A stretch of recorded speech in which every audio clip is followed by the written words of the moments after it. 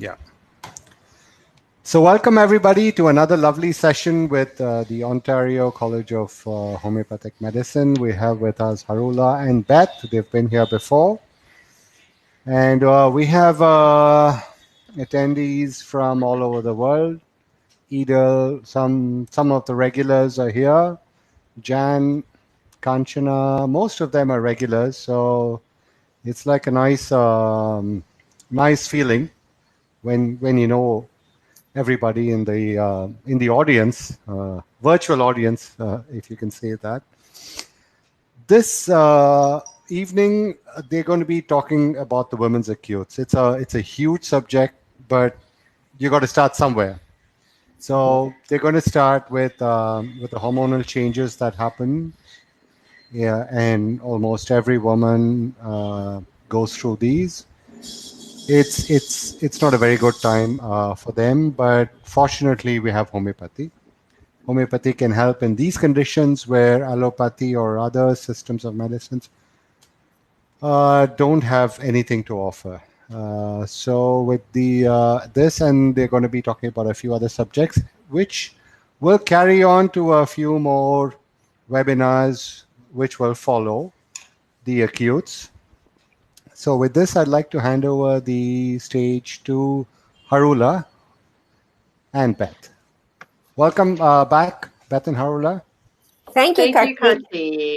Thank you. So I will be focused on the scientific aspect of these acute conditions, and Beth will talk about the homeopathic remedies. Let's get started. Women have very similar conditions to men in many cases, but specifically there are some conditions which are predominantly exclusive to women. These include three of which we will discuss today: dysmenorrhea, cystitis, and mastitis. And while these conditions can become a more chronic issue that should be addressed by a professional homeopath, we want to emphasize that homeopathy is beautifully effective in these acutes, and there are solutions to our acute problems that can be well addressed, and this is what we're going to discuss today. With dysmenorrhea is cramping, period cramping, and oftentimes women take over-the-counter birth control pills to be able to allay those pains because they can be quite troublesome for many. It's that the hormones are off balance during this time in our menstrual cycle. And back in the day, doctors used to think that these period cramps were an inability of women to accept their female natures. But thankfully, over the years, that thought process has evolved into a better understanding of dysmenorrhea. And now let's talk about what it actually is from a scientific perspective. Basically, dysmenorrhea comes from uterine contractions, and they could be recurrent, happening every single month, or they could be one-offs, but it is because there's an imbalance in the estrogen and progesterone ratios during the menstrual cycle that causes these pains. Now, the contractions are normal because as a woman goes into her menses, if there isn't an implanted embryo, of course, the lining of the uterus sheds, and this is where the contractions come in.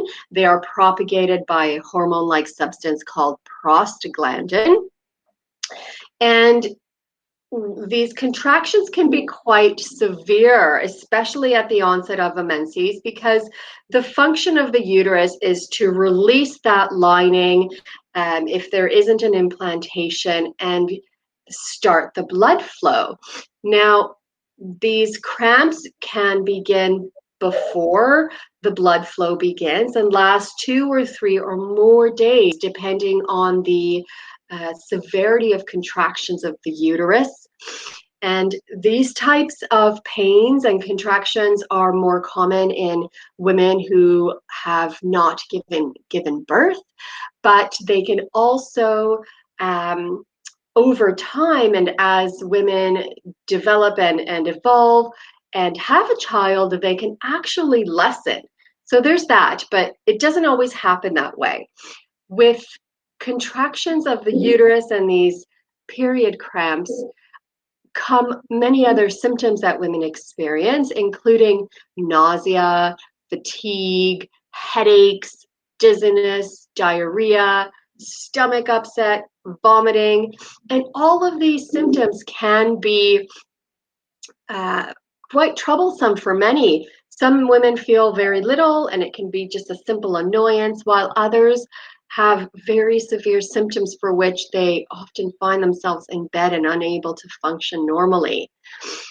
Sometimes we see that dysmenorrhea is a result of another reproductive disorder, including conditions like fibroids, endometriosis, pelvic inflammatory disease. And it is these conditions that, as secondary dysmenorrhea, these conditions that a homeopath would look at fundamentally so that the issue that is forthcoming, which is the period cramping and the pain associated, can be relieved. The uterus, as we mentioned, is a muscle that contracts because of prostaglandin. And we talked about how the menstrual cycle is the shedding of the lining in order to release that accumulated blood if an embryo is not implanted.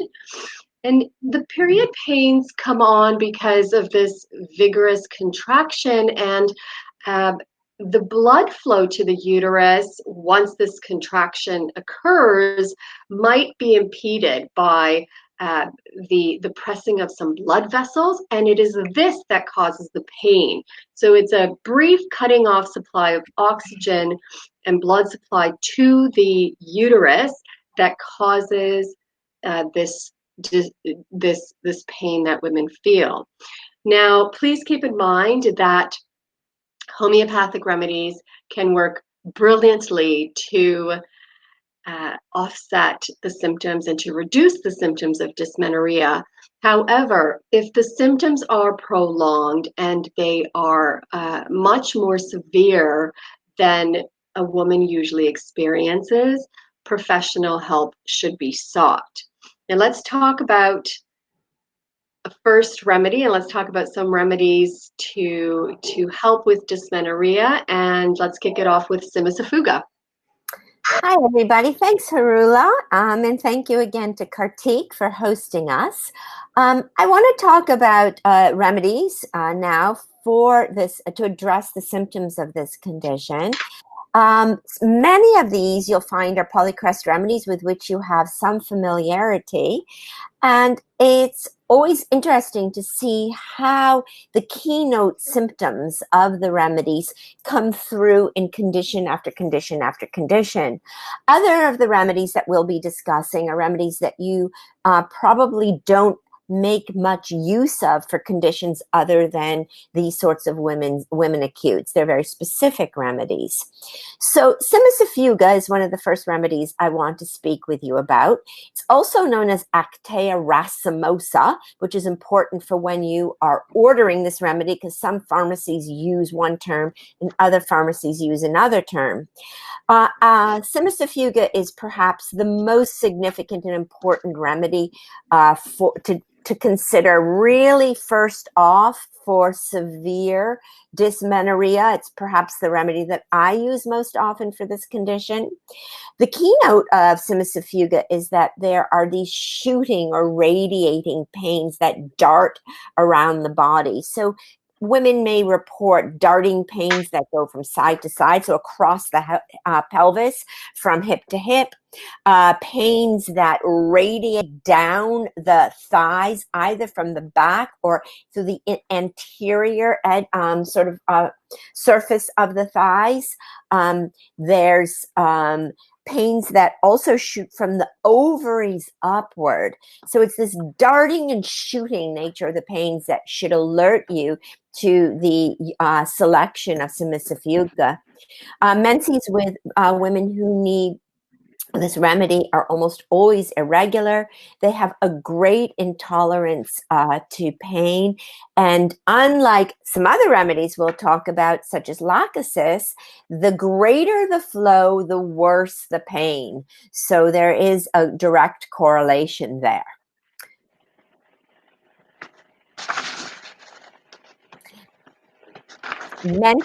There are concomitant symptoms with acte racemosa or submissive fuga, and that is facial blemishes, as well as pain and tension in the nape of the neck. That's all part of the overall picture of dysmenorrhea that calls for this remedy. Mentally, a woman needing this remedy will be sighing. She may be talking a lot, but in any case, she will be sad, she'll be gloomy, and she'll weep easily. Lachesis is a remedy that you're probably very intimately aware of for all sorts of uses, but it has a very, very strong affinity to women's conditions. Lachesis, as you probably know, is largely a left-sided remedy. So there's invariably a left-sided headache that accompanies menstrual discomfort. Also, as you know, from when we use lachesis for throat symptoms, there is an aversion to anything that binds the throat. And likewise for dysmenorrhea, there's an aversion to any kind of clothing or anything that wraps tightly around the belly. Women have intense discomfort, a lot of tension with this. They tend to be very intense and passionate, and they need an outlet, both physical and emotionally. Lachesis is, in all instances, for whatever sort of syndrome or disorder you're using it for, is better for discharge. So we see in women this inclination to talk a lot. That is a discharge. Likewise, in dysmenorrhea, the start of the flow of blood is a discharge. And as soon as that discharge begins, the symptoms abate and the patient feels better. There's always a bit of bearing down sensation in the pelvis, flushes of heat, and headache, along with the other symptoms just mentioned. Pulsatilla. So pulsatilla is another remedy with which you surely have considerable familiarity. There's a gentleness and a softness to pulsatilla, quite unlike the nature of lachesis. There's a great sensitivity in pulsatilla and a easily impacted or affected or shifted internally by external events or experiences. The woman needing pulsatilla for her menstrual discomfort feels better with cuddles, feels better with a lot of reassurance. She often wants to be outside and is better for open air, for cool air, and worse for warmth. Pulsatilla is most strongly indicated in dysmenorrhea for situations of delayed or suppressed menstrual flow, along with one other condition, which I'll mention in a minute.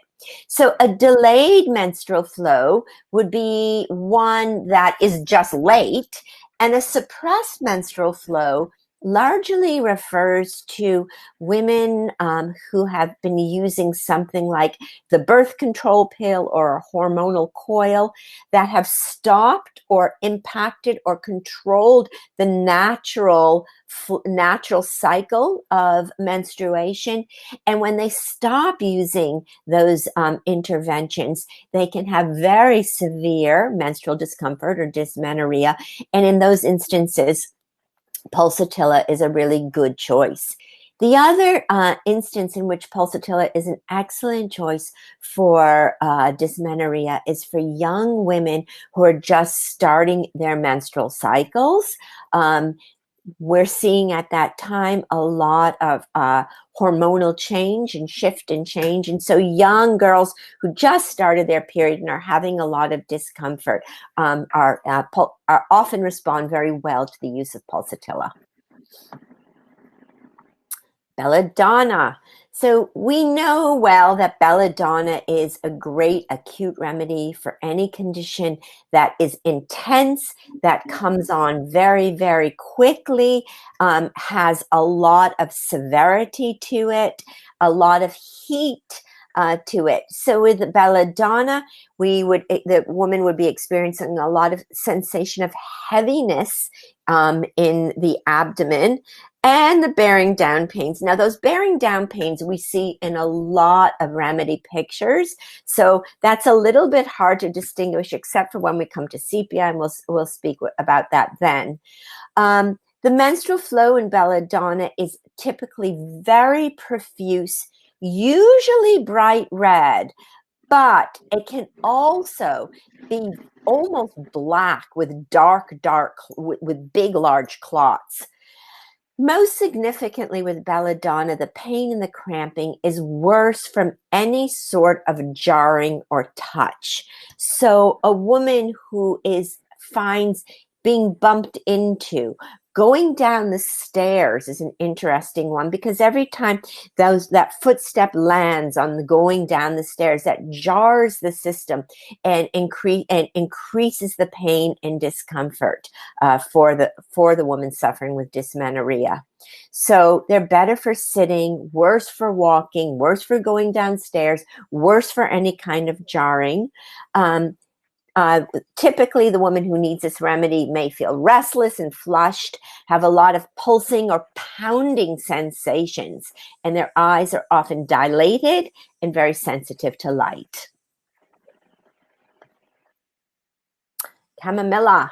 So chamomilla, you're probably well familiar with for teething children who are beside themselves with pain and discomfort. And generally, acute conditions that need chamomilla find the pains are unendurable. They cannot tolerate the sense of pain. There's an extreme sensitivity. There's a lot of anger and irritability. There's a lot of what we call capriciousness in the repertory, which means people who want one thing, they think that will make them feel better, and then, no, that's wrong. No, I want this.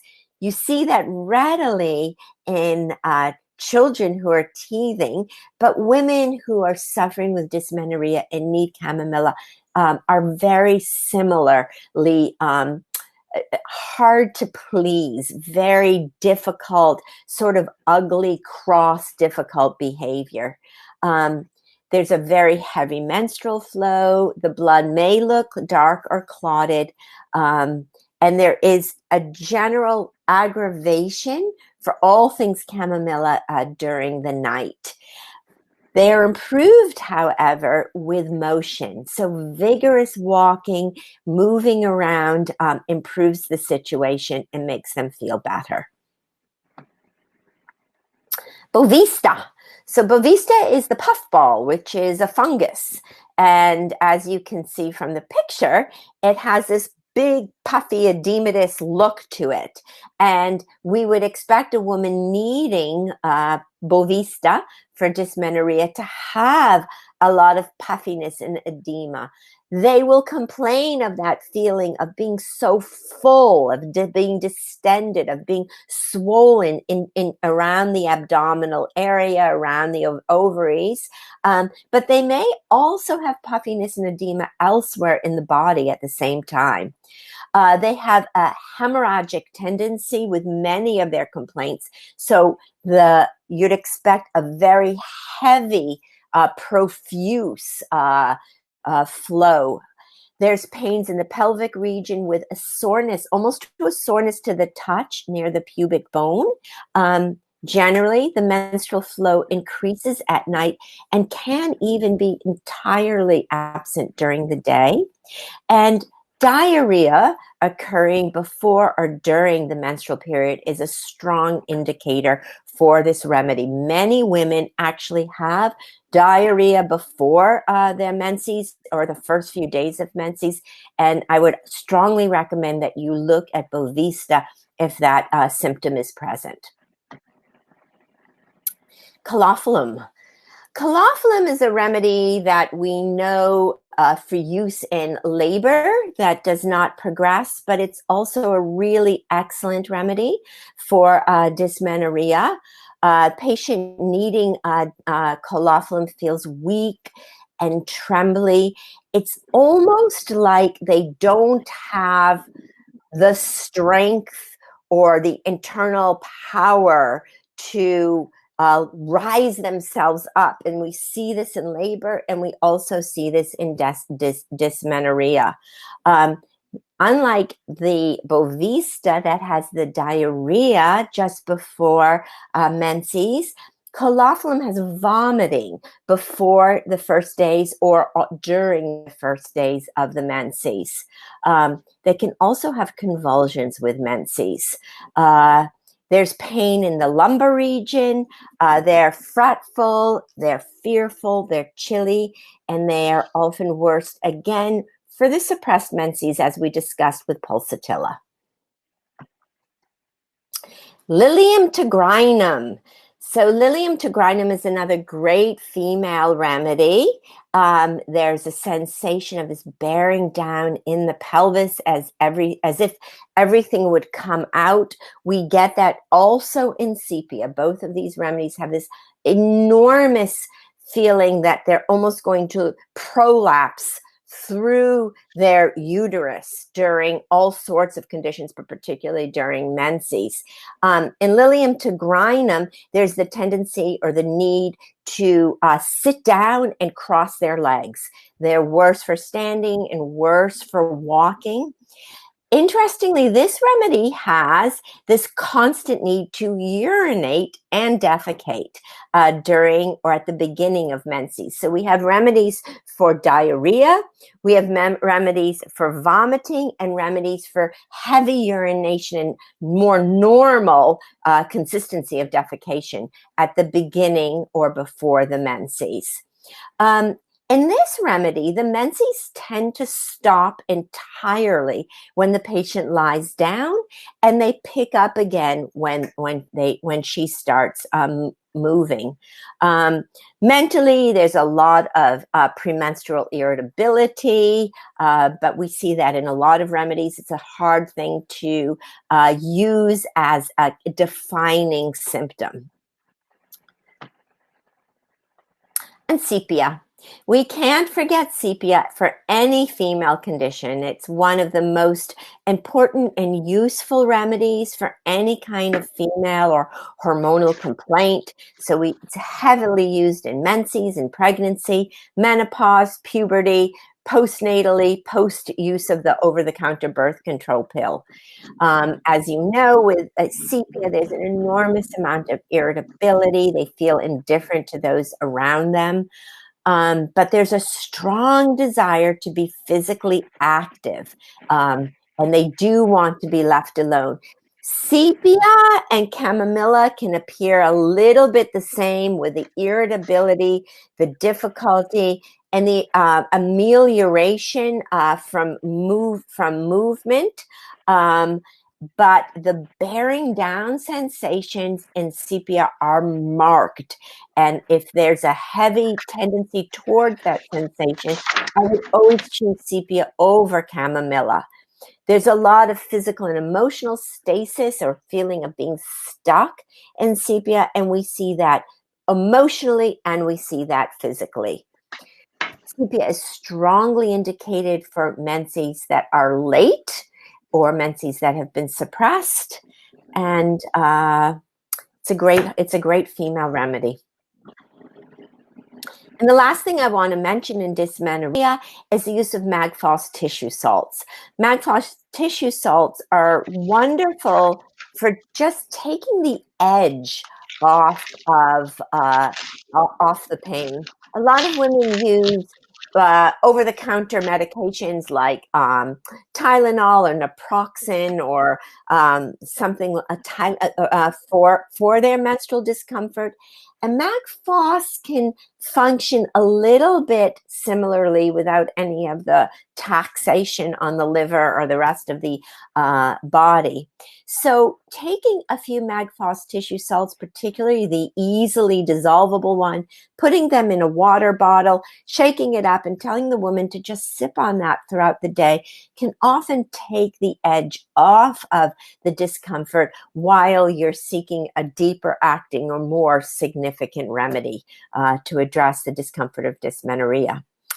And I'm going to hand it over to Harula, and we're going to have talk with you about cystitis now. Yes, thank you. And I love Mac-Phos tissue salts, by the way. Cystitis. Cystitis is bladder infection.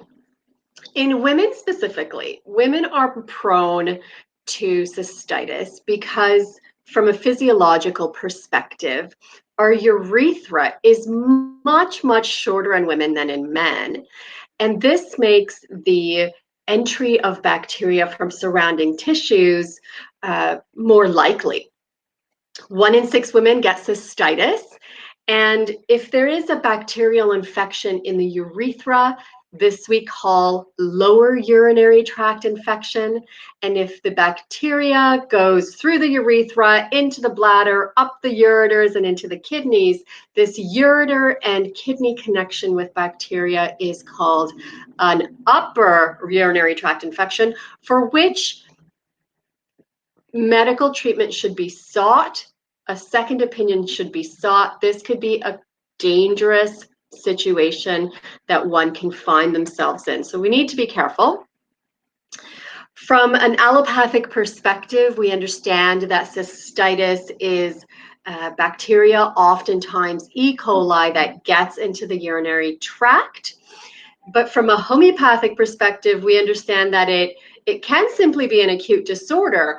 But if we have a recurring bout of cystitis, we want to take into account the patient's mental emotional condition.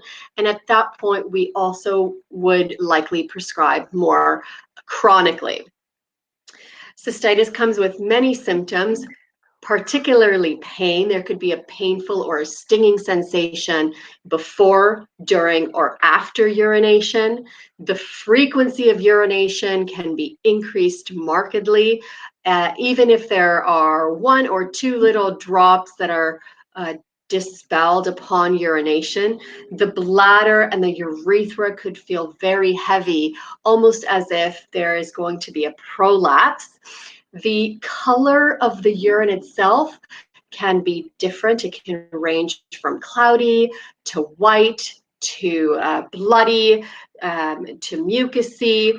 There could be concomitant symptoms. Concomitant symptoms are those that come with the presenting symptoms, like vomiting.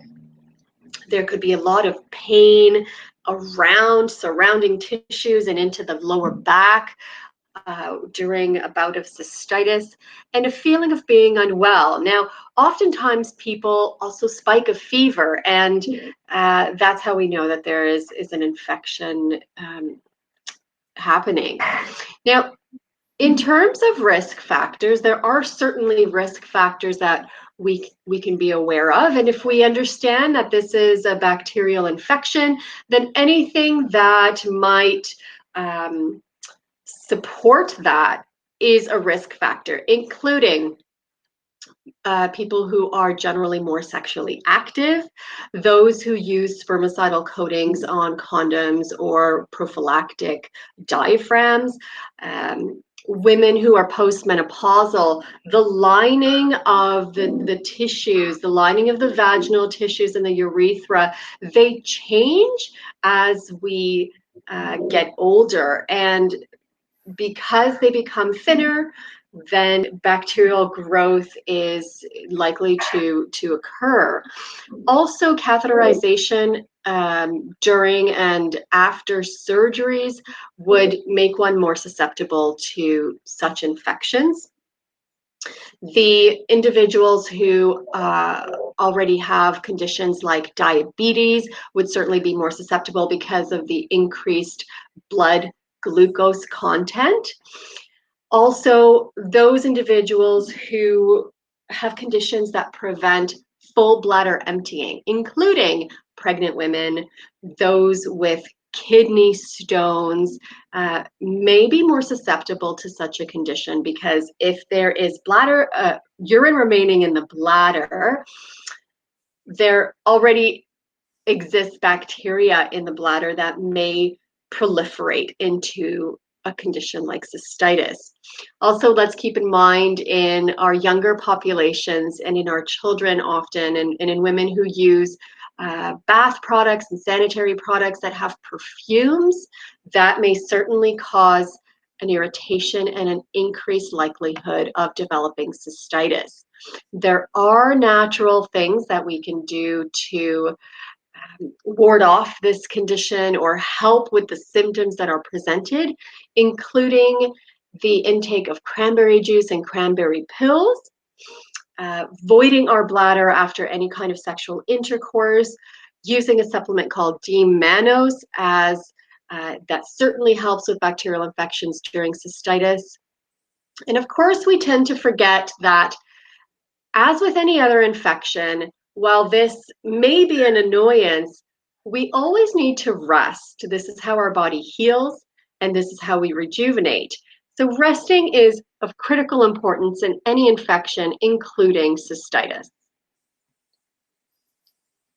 Thanks, Harula.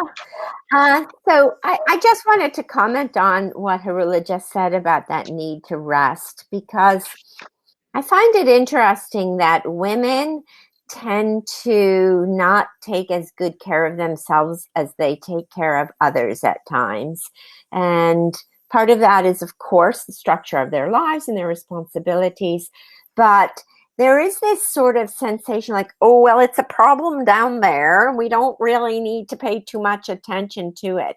But in fact, problems down there are significant indicators that there's something wrong, that the system is not doing well, and and people need to take care of themselves. So I just wanted to reinforce that, both for yourselves and anybody you are caring for, if they have cystitis, if they have, certainly mastitis, which we'll be speaking about next, they need to take care of themselves, just as if they were to have bronchitis or any other inflammation elsewhere in the body. So the first remedy I want to speak to you about for treating the symptoms of cystitis is cantharis. So cantharis is a remedy that you may have some exposure to for use in burns. And in fact, the pains of anything that needs or requires the remedy cantharis are burning. So in UTIs or cystitis, we see this intense burning pain with urination. Each and every drop feels like the woman is passing scalding acid. They tend to scream as they're sitting on the toilet trying to void themselves. The pains are felt throughout the bladder neck, and the urethra, and they are very, very temporarily relieved after urination. But then the sensation of needing to go again returns quickly with the burning pains. They often say things like, if I could only empty my bladder all the way, I would feel better. But of course, that urging for urination knows no relief and does not get permanent relief or more than secondary relief, seconds of relief from urination. So it's a false sense. There's a frenzied feeling to cantharis. There's an urge to pull on the genitals. In less severe cases, there can be almost a voluptuous feeling with women who need cantharis.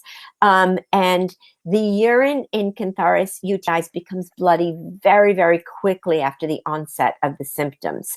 I've tried to put some keynotes at the bottom of each of these. So think of cantharis when pain is the primary symptom in a UTI. Next, we're going to talk about nux vomica. Nux vomica, you may recall, in all conditions, has that sensation of I want to but can't. I want to vomit but can't. I want to pass a stool but can't. I want to urinate but can't. So it's all very, very similar. There's this constant urging, a very full sensation, but only a few very unsatisfactory drops are passed on each attempt to urinate. There's often an urge for stool while straining to urinate. As we know with nux vomica, sexual excess or any kind of excess can be an etiological factor for the start of the pathology. And in this case, for cystitis, it can be sexual excess, but could also be excessive alcohol or coffee. So think of nux when urging, frequent ineffectual urging is the primary symptom. Pulsatilla, we're back to pulsatilla. It's interesting how we come back to some of the same remedies over and over again because they're so useful for a large scope of syndromes, but they're also so well applied to women's situations. So pulsatilla has a sudden and strong urging for urination, which often results in involuntary urination, as well as this feeling that they cannot wait to urinate, partially because they don't have almost the control to hold on to the urine, but also every second that urination is postponed, the pain increases. So they will urinate, they'll feel better. But again, as soon as even one drop of urine is accumulated in the bladder, the urging begins again and the discomfort begins again. There's copious, bloody, mucousy urine in cystitis that calls for pulsatilla, cramps in the lower back and the abdomen, a dry mouth, yet no desire for to drink. And the pains are changeable, they're irregular, they're paroxysmal, and that involuntary urination often takes the form of just spurting urine, even if it's not a full flood, an involuntary flood. Sarsaparilla. Sarsaparilla is a remedy that I honestly have used in no condition other than cystitis, but I've had some extraordinary cures or women who have done really well with sarsaparilla for cystitis. Think of sarsaparilla when there is extraordinary pain at the very end of urination. Those final drops of urination are where the discomfort comes in. So there's a lot of urine, there's copious urination, but the pain comes at the very, very end. It's always a good idea if somebody is complaining of a urinary tract infection to ask them, when are you feeling the pain? Is it before urination, during urination, at the end of urination, or after urination? And answering of that question can really be useful in helping you zero in on the best remedy. And sarsaparilla is a great remedy for that kind of pain at the very end of urination.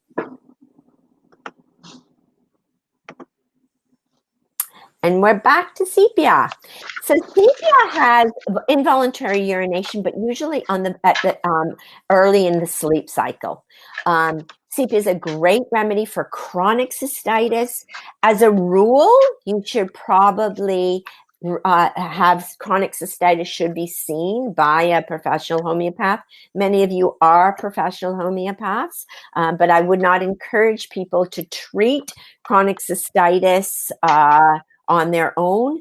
There's slow urination, and of course there's that ever-present bearing down sensation in the pelvis. The urine is thick, it's foul, there's often a red sediment with it, and again, they're worse before their menstrual cycle, they're worse for sexual excess, and they're worse before thunderstorms. And staphysagria.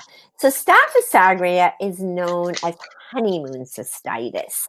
So it's useful for urinary tract infections that begin after first sexual encounters, after especially vigorous sexual encounters, or after unwanted sexual encounters. And we know well that sepia is a great remedy for ailments from suppressed emotion, ailments from abuse, ailments from mortification.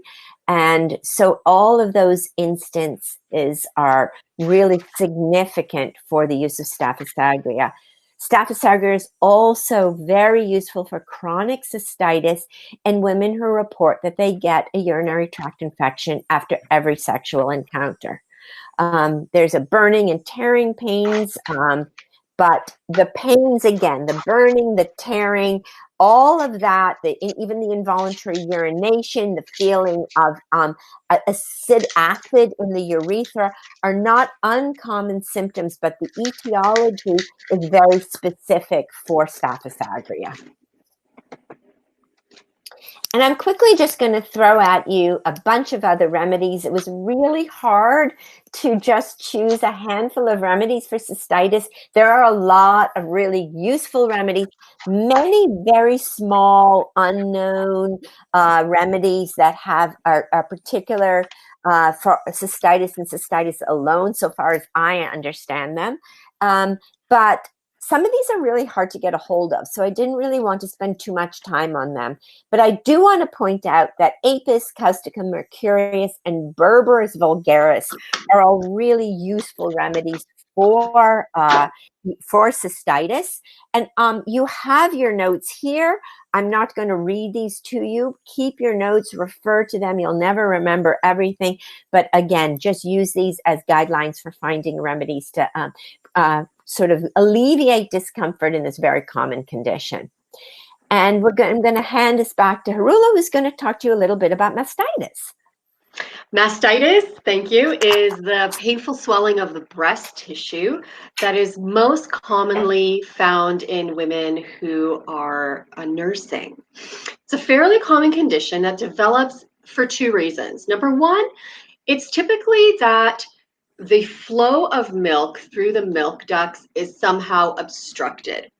The second reason is that where there are cracks in the nipple, bacteria may enter and cause an infection. The breast tissue becomes swollen, it becomes hard, it often is red and hot to the touch.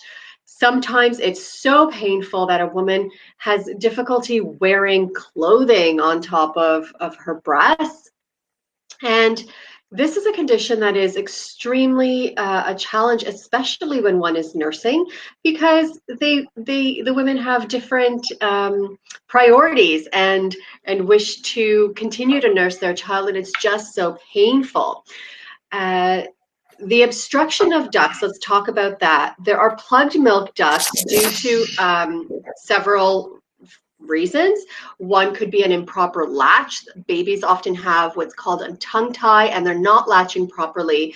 And once, if that happens, when they are nursing, they simply cannot extract the milk from the breasts to a point where the ducts are empty.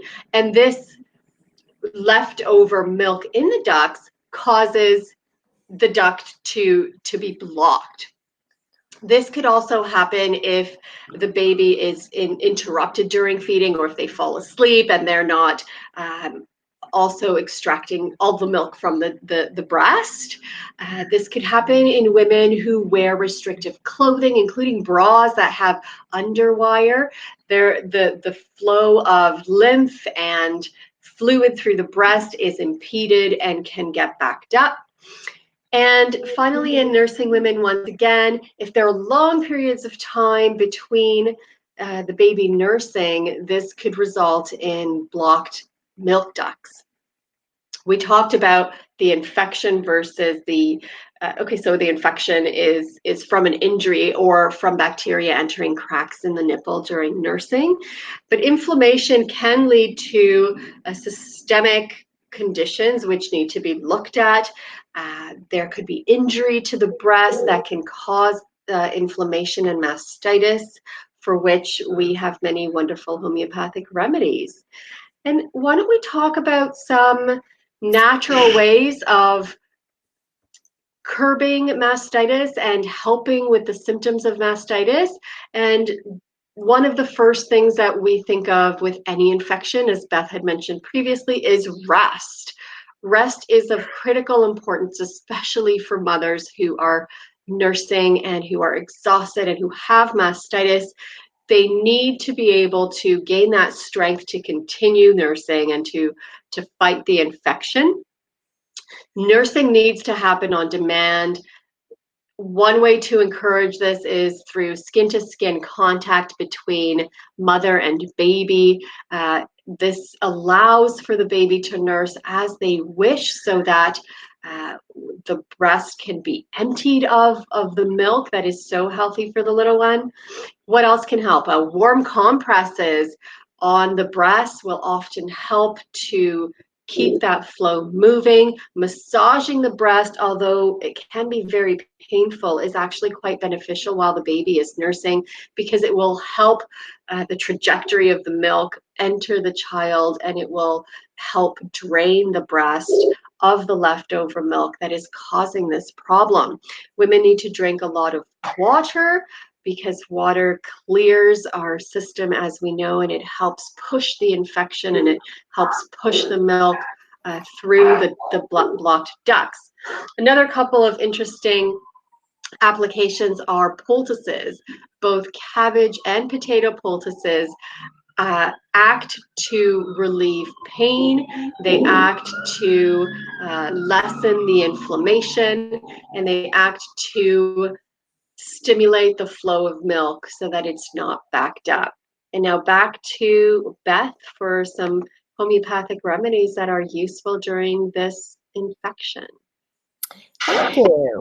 So yeah, I just want to comment about I've never used a potato poultice, but I thought I think it's a great, an interesting idea. I do know that women love the cabbage liner, and what's lovely is if you keep the cabbage in the refrigerator, you know, the leaf of the cabbage, it's the shape of a cup, and it fits very, very comfortably inside of a nursing bra, and that cold leaf in and by itself is comforting, but there's some enzyme in the cabbage that really alleviates the discomfort of an engorged breast. And women, I have recommended this to find it incredibly relieving. So Phytolacca is the first remedy I want to talk about. Phytolacca is a remedy that has a affinity with the glands of the body. So you may have used it for swollen glands, for sore throat, for strep throat. I use it for on occasion, but it is the first indicated remedy in almost 50% of mastitis cases. And the place I would go first, unless something else were really strongly indicated. There's a painful swelling of the breast with chills, hardness of the breast. We'll see that hardness of the breast also when we talk about a bryonia. There's an enormous amount of pain that radiates from the nipple and into really throughout the entire body. The nipples tend to be cracked and sore, and the pain when the baby latches onto the nipple is intolerable. The pains can extend to the underarms. They can radiate over the entire body. The breasts tend to abscess very easily, exuding a kind of fetid pus that dries. And so the nipples appear caked or solid once that abscess process has begun. Tends to be worse for the right breast. And this is a remedy picture that happens to respond well as well to the cabbage leaf poultice that I just spoke about. Belladonna, we're back to belladonna with that throbbing, intense, fast onset, severe engorged feeling that people get, whether it's for dysmenorrhea, for mastitis, for headaches, whatever the symptomology may be. The breasts feel hot, heavy, sore, throbbing, and there's often visible red streaks that you can see from the areole along the breast that look pretty angry and are kind of not a little concerning when you see them. The patient's face is red, it's hot, they're generally thirstless. As mentioned before, they're intolerant of light. The irises are often enlarged. They're also worse on the right side and worse for lying down. Bryonia. So in bryonia, and you may know this from coughs that need bryonia, any motion, even the motion of coughing, is agonizing. And in a cough, you'll see women or anybody holding their chest when they cough, because the mere action of the cough, the movement of the lung, is excruciatingly painful. So in mastitis, what we see is women holding their breasts because any motion is very, very uncomfortable. And you also will see them wanting to wear a tight bra, because the tight bra has the same effect of holding the breast, but it can also make the symptoms worse and should be discouraged in that way. So the breasts are hard, they're hot and painful, worse for any kind of motion. They're often accompanied by constipation, better for cold applications, so probably better for those cold cabbage leaves. And there's extreme irritability with bryonia and all of its presentations. Hepar Self. So Hepar Self is the remedy to use when the suppurative process has begun or it is threatening. So the suppurative process is when an abscess forms, and so there's the accumulation of pus in an abscess, in sort of like almost like a large under the surface pimple.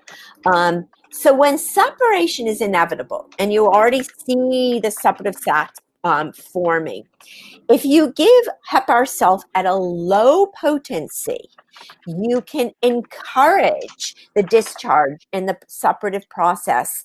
And you want to encourage that to go slowly and gently, but obviously you want to get rid of that out of the body. But if you give it at a high potency, just when you feel like maybe an abscess might be starting, you can often prevent the suppurative process altogether. There's extreme sensitivity to touch in Hepar Self, and there's also an absolute intolerance to cold. Hepar Self is one of the coldest remedies in the materia medica. And like the phytolacca that we mentioned early on, that latching on, the baby's latching onto the breast, is absolutely excruciating for women needing Hepar Self. Crotontiglium. So this falls into one of the categories of small remedies, but I mention it particularly because there's a very particular picture that is not unusual and can be of use. And that is that there's a pain that radiates from the nipple through the body to the back at the level of the shoulder blade on each suck the baby makes on the breast.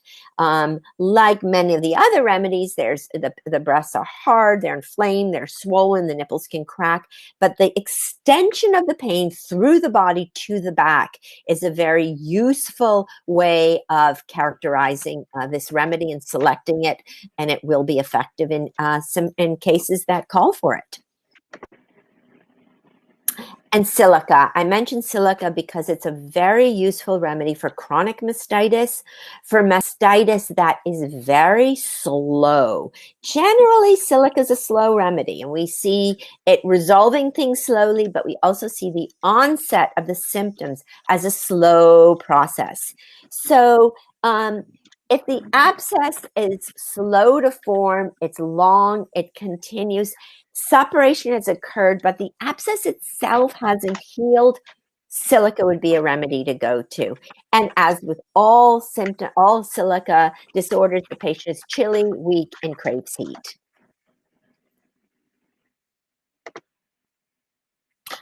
And that's it. That's the end of our chat for today. I want to thank each and every one of you for being here.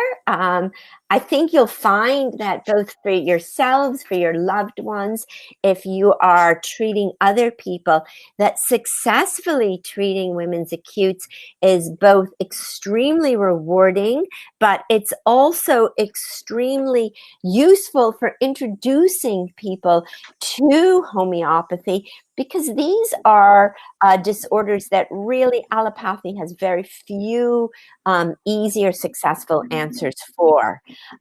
If there's any questions, please, we will stick around and answer questions. I suggest that you put them into the chat box, and we would be so happy to answer them. Or Kartik, are you going to moderate the questions?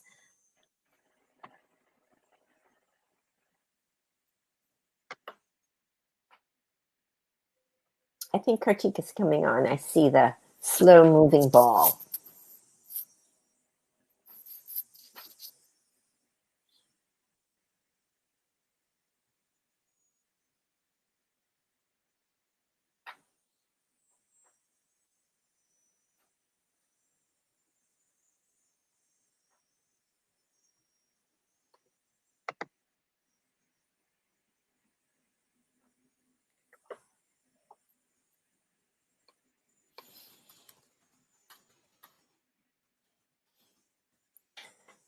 Magphos dose. Okay, the usual dosing for Magphos tissue salts includes 3 pellets 3 or 4 times a day. It's totally fine if you're taking them dry dose, but if you're putting them in water, 4 or 5 pellets in a bottle of water, sit throughout the day is more than enough. Potencies and frequency of dosing. Well, you know, the best potency is the potency you have at your access. Generally, for most acute symptoms and disorders, I would select a 30 to start with, and if there's a very sharp or acute situation, such as a cystitis situation, I would give, if you're choosing, for instance, the Cantharis, I would give a Cantharis 30 as often as every 10 minutes for 4, 5, 6 doses until you see that that remedy is working. And then the usual rule of thumb is that once you give a remedy, you see an improvement, and then that improvement ceases after, or starts to come down after, say, 15 minutes, you're going to continue repeating every 15 minutes. If you find that the remedy is working but not holding, meaning you're having to repeat it over and over again, go up in potency. So you could certainly go up to a 200 for any of the situations that we talked about here. Is there any natural way of diagnosing cystitis? By the symptoms. Yeah, I was going to say the same thing. When you see these symptoms, they're fairly obvious, and when a patient is that uncomfortable, they're very clear. Mm-hmm. You know, the idea of diagnosis is very much of an allopathic idea, that we need to test for particular bacteria to identify a disorder. We're working in homeopathy. A homeopathic diagnosis is actually the remedy picture, and we're looking for symptoms. And ultimately, we're not all that bothered by if it's this bacteria or that bacteria. If it's recurring and we're seeing the same bacteria coming back over and over and over again, then there are other approaches we might want to take to address that patient's susceptibility to that particular bacteria. But for the most part, what we're interested in is what the patient is suffering with, what their symptoms are. And that is a significant indicator for choosing the remedies that is needed.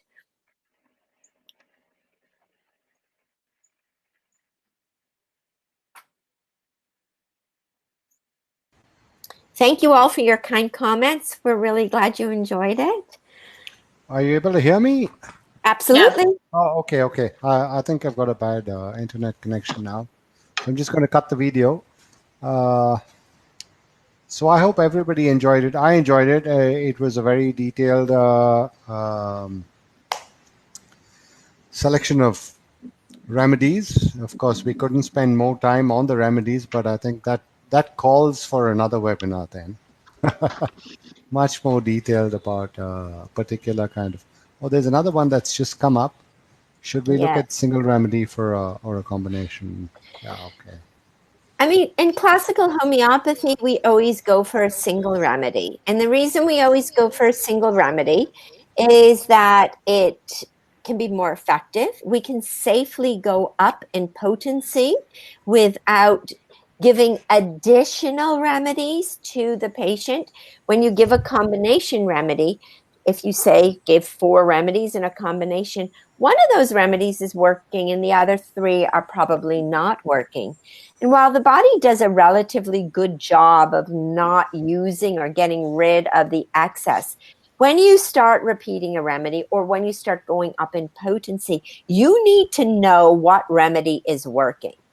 That said, in the heat of the moment, if you are just looking for relief for somebody while you're bringing them to a professional homeopath or to some kind of other emergency services, by all means, just throw it all in and see if something helps if you need to get some immediate relief. However, it will cloud the picture. It will make ongoing care difficult. It will make finding a chronic remedy to address the propensity to have something like cystitis very, very difficult. And as I say, it will make going up in potency very, very complicated. Oh, that's a good way to look at it. Also, combinations you wouldn't know which of the remedies are working. Precisely, exactly. Yeah, And and there also could be a synergistic effect of the remedies because they've not been proven together. If they've not been proven together, there could be a synergistic effect which could potentially create proving symptoms that we then become confused by because it's muddling the original picture. that's true. Yep, that's a good point. Very Yeah. good point. So, yeah, I think that's about it. There are no other questions that are coming forward. Once So, an incident of dysmenorrhea, is it permanently cured? uh, So it depends. It depends on the case. So there are some people who just get intermittent or one-off dysmenorrhea for sure. In which case, then it is an acute, and hopefully after treating it, it's cured. However, as Harula mentioned when she was talking about dysmenorrhea, there are a lot of underlying conditions that can cause recurring dysmenorrhea. And those are chronic conditions that need to be addressed by a professional homeopath. And they will not mean the end of dysmenorrhea after one cycle in which you have, there's been a cure. And this person has asked again about a natural way of diagnosis of cystitis. And the answer was there's no need for any kind of allopathic diagnosis. Homeopathic diagnosis is really the selection of the appropriate remedy. Symptoms are all we need to know about what has to be cured. And that is really how we work homeopathically. okay. Yeah, I think if a condition were to come back, and then you would have to look into the constitutional remedy. Exactly, or for a Yeah. chronic. For a chronic. You need to go Yeah, and go in for a chronic, and that needs a absolutely. lot more of looking into. Yes, but with Yeah. dysmenorrhea, there's some women who just, occasionally get really severe cramping for one reason or another, and then, will go months or years before they have another incident of discomfort. Hmm, true.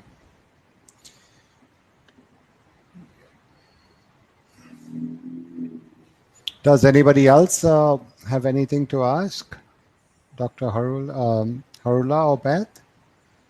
If they don't have, you, Dr. K, how do you define a constitutional remedy? A constitutional remedy is a remedy that fits your perfect picture of conditions.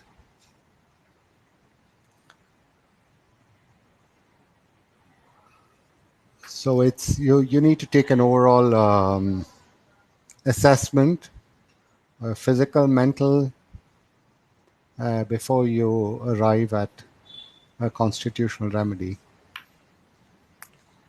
So some say you can spot the constitutional remedy when the patient walks into your clinic. What do you say about that, Beth? Can you? There are times, yes, when that happens. Okay. I tend to favor the term chronic. All right. To me, the idea of constitutional suggests that it's a lifelong or a permanent sort of state. And I feel like while people have sort of a miasmatic constitution, they may not have a particular remedy picture constitutional, and that can evolve, and that the sort of all the stresses and incidents of life that we go through shift who we are and how we respond to external and internal stimuli and change who we are. So I tend to talk, particularly when teaching, more about chronic. So chronic is reoccurring, long-lasting illness picture rather than constitutional. But yes, there are some people you walk in the door and go, "Oh wow, that's a phosphorus." I can track it a mile away, and yes, and the constitutional is really useful as a way of supporting health, as a way of just bolstering the system rather than treating pathology. When there's pathology, I think of it more as a chronic. When there's less of a picture of pathology, I think of it more as constitutional. That's a good way to look at it. Yeah. Jan, I hope you're satisfied with that answer. Yeah.